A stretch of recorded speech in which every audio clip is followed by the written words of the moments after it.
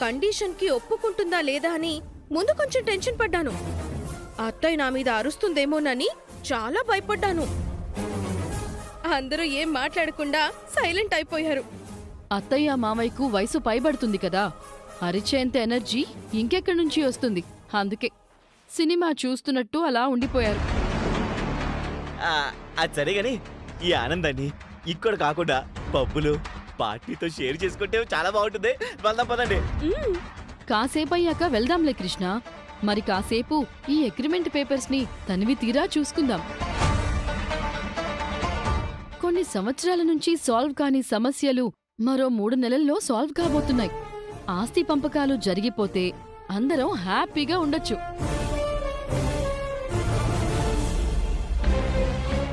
నాదో చిన్న అనుమానం. ఏంటి బావగారు? సపోజ్ అవన్నీ పట్టువదలని విక్రమార్కుడిలా ప్రయత్నాలు చేసి 90 రోజుల్లో తన కూతురుని తీసుకుని రాగలిగిందే అనుకోండి.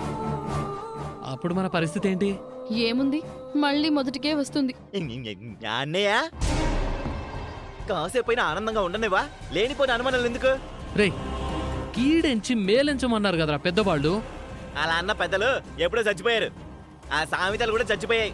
ఇదిగో, సామెతలు వాటి సారాంశాలు, పద్యాలు వాటి తాత్పర్యాలు ఎప్పటికీ చనిపోవురా. అవి రాసిన వాళ్లే చచ్చిపోతారు. బాగా ఆలోచిస్తే మా ఆయన అన్నది కూడా వ్యాలిడ్ పాయింటే కదా నిహారిక. ఆ పిల్ల మన పాలిట దరిద్రంలా దాపరించింది అంటే ఏంటి మన పరిస్థితి?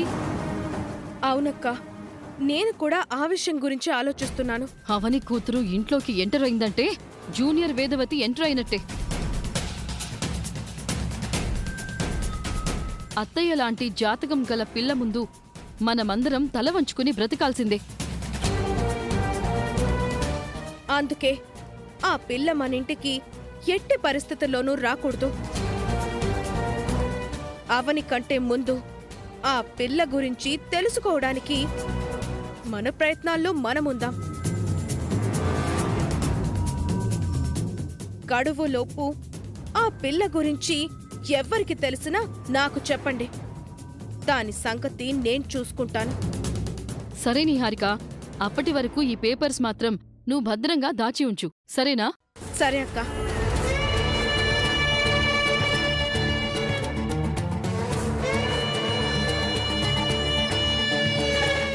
బంగారం, నాదో చిన్న డౌట్. ఆ పిల్ల గురించి తెలిస్తే నువ్వేం చేస్తావు? పరలోకానికి పంపిస్తాను.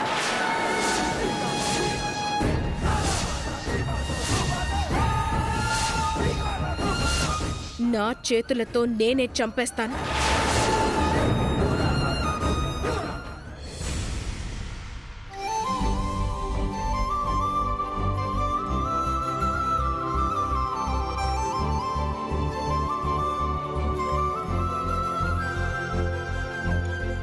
ప్రతి విషయంలోనూ నువ్వు చాలా నిదానంగా ఉంటావు కదమ్మా.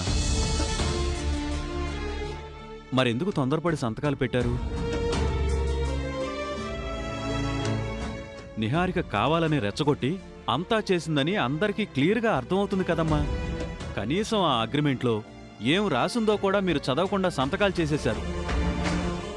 నిహారిక పెద్ద విషసర్పం అని తెలిసి సంతకాలు చేశామని నాకు అనిపించింది బావా. అవని ముందడుగు వేసేసరికి నేను వెయ్యాల్సొచ్చింది. పడింది మంచి అడుగైతే పర్వాలేదు, లాభం జరుగుతుంది. అడుగు నీటిలోకి వేశామా ఊబిలోకి వేశామా అని చూసుకోకపోతే చాలా నష్టం జరిగిపోతుంది కదా. ఏమంటావమ్మా?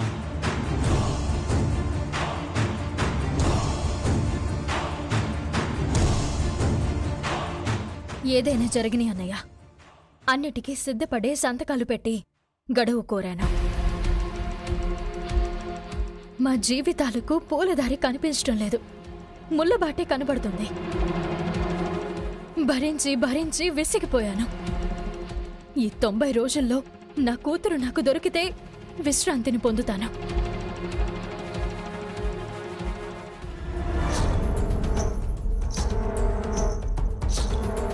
తొంభై రోజులు దాటిన తర్వాత దొరికినా పర్వాలేదు.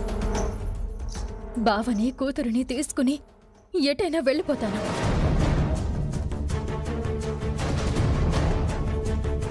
ఆస్తులు లేకపోయినా ప్రేమలతో బ్రతుకుతాము.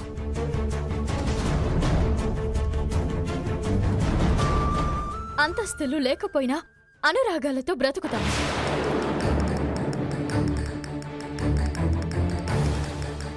కుటుంబ రాజకీయాలు ఇంక నాకు వద్దన్నయ్య. అత్తయ్య మావయ్యలు మళ్ళీ మొదటికే వచ్చారు.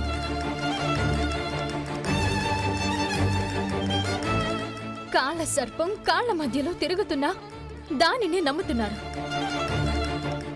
ఎన్నిసార్లని హెచ్చరిస్తాము, ఎంతకాలమని హెచ్చరిస్తాము? నాకు ఓపిక నశించిపోతుంది. ఎవరైనా సమస్యలు వచ్చినప్పుడు బయట వాళ్ళతో పోరాడతారు. మేం మాత్రం మా కుటుంబంతోనే సమస్యలను ఎదుర్కొంటూ పోరాడుతున్నాం. అమ్మా నాన్నలతో, అన్నదమ్ములతో పోరాడుతున్నాం. అవని అన్నట్టు మా కూతురు మాకు తొందరగా దొరికితే చాలు. మీ పాప దొరికితే మాత్రం సామాన్యురాలిలా ఉండదు. మన అక్షయలా బుద్ధిమంతురాలు, గుణవంతురాలు అయ్యుంటుంది. మీకు తెలియకుండా అమ్మవారు పాపను ఏదో ఒకచోట భద్రంగా దాచుంటుంది. సరైన సమయంలో మన ఇంట్లో అడుగుపెట్టి ఈ ఇంటి బాధ్యతను తీసుకుంటుంది. చూస్తూ ఉండండి.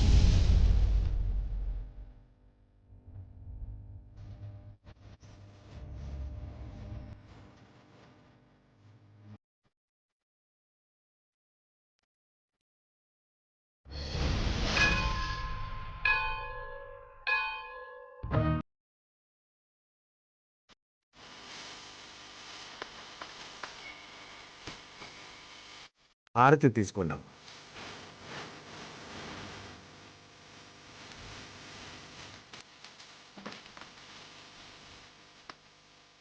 మీరన్నట్టే నాకు 90 రోజుల సమయం ఇవ్వండి. ఆ సమయంలోగా నాకు నా కూతురు దొరక్కపోతే ఆస్తులు అంతస్తులు ముక్కు పుడక మీ ఇష్టం వచ్చినట్టు చేసుకోండి.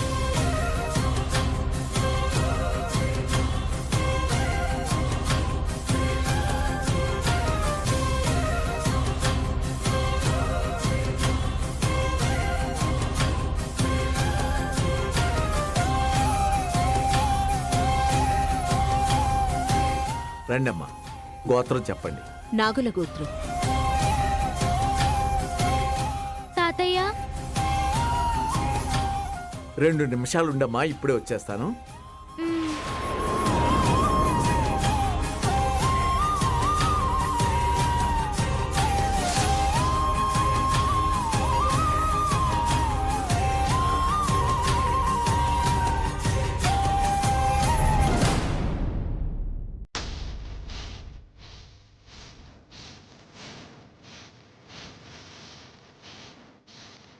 ఇదిగోమ్మా, తీసుకోండి.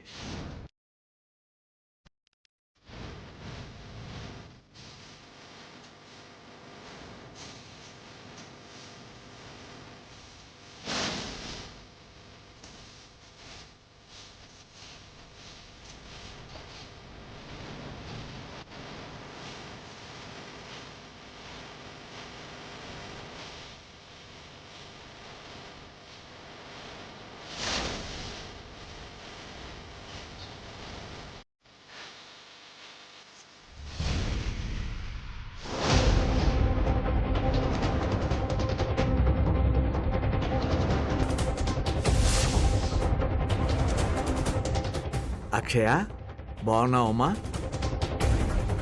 ఆ ఇంట్లో పరిస్థితులన్నీ చక్కబడ్డాయా? నీ వలన పెద్దావిడికి మేలు జరిగినందుకు అందరూ నిన్ను బాగా చూసుకుంటున్నారా? ఏమైందమ్మా?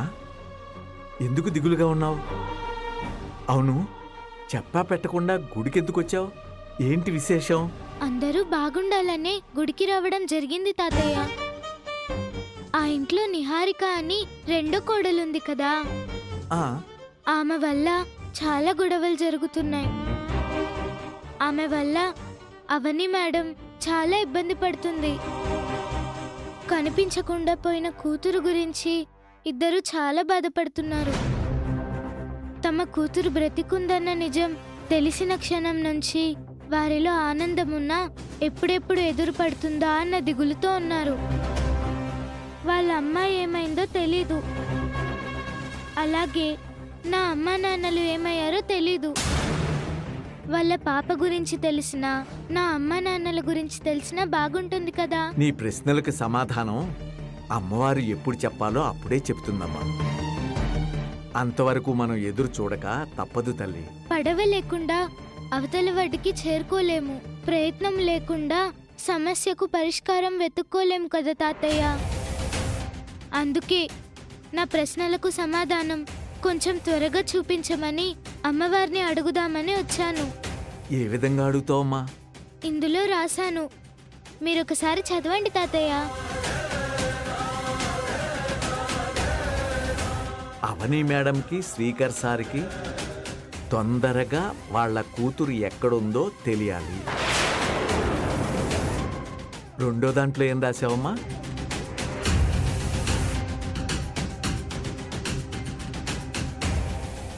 మా అమ్మా నాన్న ఎవరో ఎక్కడుంటారో తెలియాలి.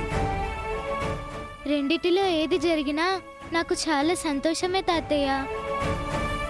నీ చేతులతో ఒక చీటీని అమ్మవారి హుండీలో వేసి అమ్మవారిని వేడుకో తాతయ్య. మీ మనసుకి ఏదనిపిస్తే అది చేయండి.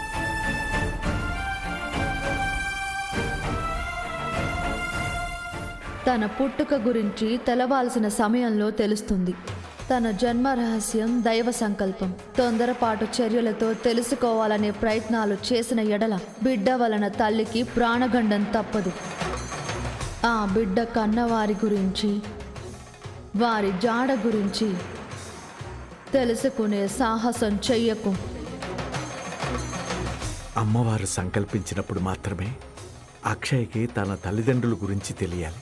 లేదంటే తల్లికి అక్షయ్ వల్ల ప్రాణగండం ఏర్పడుతుంది. అందుకే శ్రీకర్ వాళ్ళకి కూతురు దొరకాలన్న చీటీనే వేస్తాను.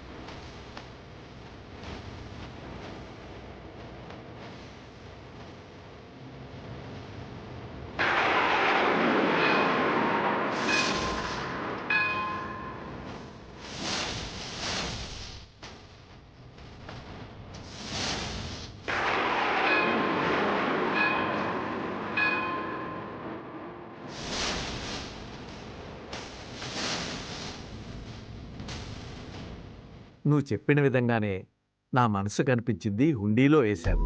నేను మన ఇంట్లో ఉండడం కావేరి ఆంటీకి నచ్చడం లేదు. ఆ ఇంట్లో ఉండడం అవని మేడం వాళ్లకు తప్ప ఇంకెవ్వరికీ నచ్చడం లేదు. అందుకే వాళ్ళ కూతురు గురించి తెలిసినా నేను ఆ ఇంటి నుంచి బయటికి వచ్చేయచ్చు. నా అమ్మా నాన్నల గురించి తెలిసినా నేను బయటికి వచ్చేయచ్చు కదా.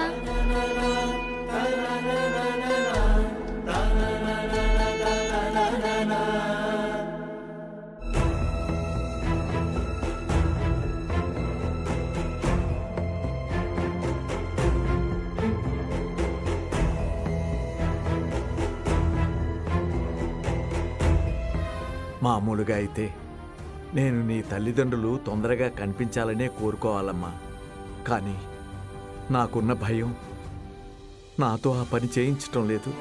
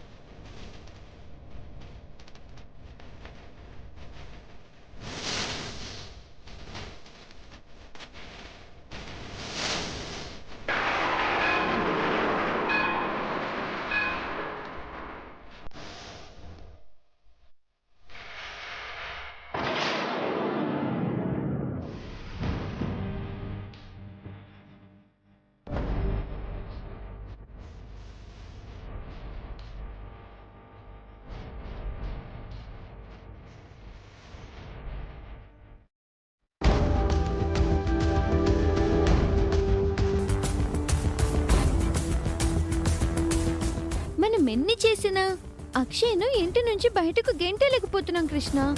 నాకు చాలా టార్చర్గా ఉంది. ఏం చేయమంటావు బంగారం? కాలం కలిసి రానప్పుడు మనం ఎన్ని అనుకున్నా కొన్నిసార్లు జరగవు. శౌర్య, ఏంటి నేహా? మీ నానమ్మ పూజకి ఒత్తులు తయారు చేస్తుంది. నువ్వు కూడా వెళ్ళి జాయిన్ అయి సాయం చెయ్యి. ఎందుకు? మార్కులు పడతాయే. నాకు ఎగ్జామ్లోనే సరిగ్గా మార్కులు రావు. ఎప్పుడెలా వస్తాయి? ఎగ్జామ్లో రాకపోయినా పర్లేదు, ఇంట్లో రావాలి. అప్పుడే మీ నాన్నమ్మ దృష్టంతా నీ మీదుంటుంది.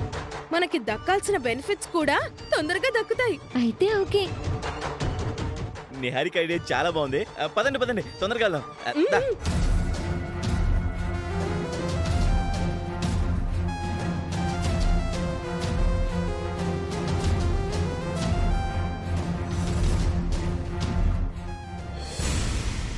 వెళ్ళు వెళ్ళు. నానమ్మ, ఏంట్రా? నేను కూడా ఒత్తులు తయారు చేస్తాను. నువ్వు ఒత్తులు చేస్తావా? ఆశ్చర్యంగా ఉందమ్మా. ఇంత మంచి బుద్ధి నీకు ఎప్పుడొచ్చింది?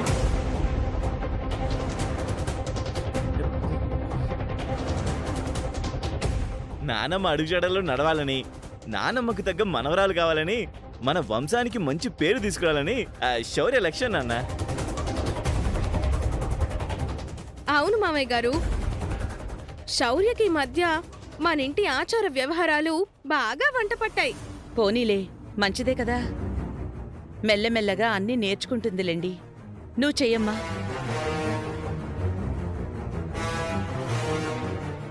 నేను నాన్నమ్మలా అవ్వాలని ఆస్తమానం అంటూ ఉంటుంది. నానమ్మలా అయిపోవాలంటే అందుకు చాలా అర్హతలు కావాలి. ఊరికే అనుకుంటే అయిపోరు.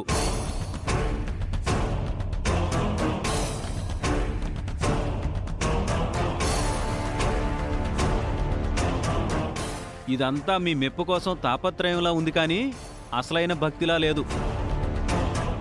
భక్తురాలంటే అక్షయ్లా ఉండాలి.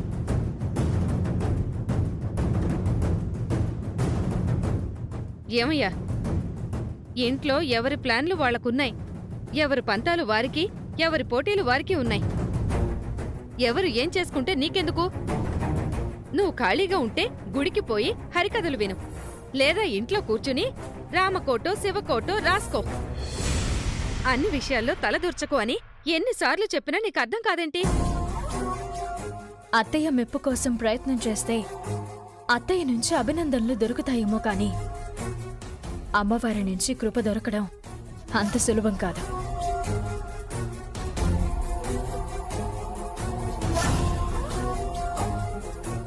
నిహారిక చాలా సందర్భాల్లో రకరకాల వేషాలు వేసింది. అమ్మవారు తన కటాక్షాన్ని నిహారిక మీద చూపించిందా ఏంటి? అటు తిప్పి ఇటు తిప్పి మా దగ్గరికి ఎందుకు వస్తారా మీరు? సందర్భం వచ్చింది కాబట్టి ఒక విషయం చెప్పకుండా ఉండలేను. అత్తయ్య గారి తర్వాత, అవని తరువాత పూజ గదిలోకి అడుగు పెట్టగలిగేది అక్షయ్ మాత్రమే.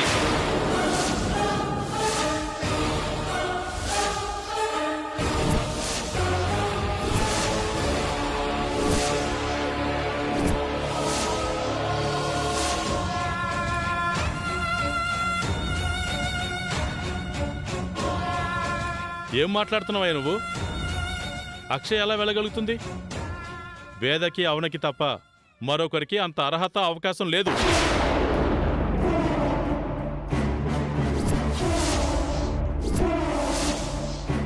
వేళాకోళానికి ఇది సమయం కాదు పెద్దిరాజు. సంబంధం లేకుండా మా బావగాడు ఈ విషయం ఎందుకు మొదలుపెట్టాడు? అక్షయ్ పూజ గదిలోకి వెళ్ళడం మాత్రమే చూసామని అనుకున్నాం. ఈ పెద్దిరాజు గారు ఎప్పుడు చూశారు? మీరెవరు నమ్మినా నమ్మకపోయినా నేను చెప్పింది నిజం. నా కళ్ళారా చూశాను.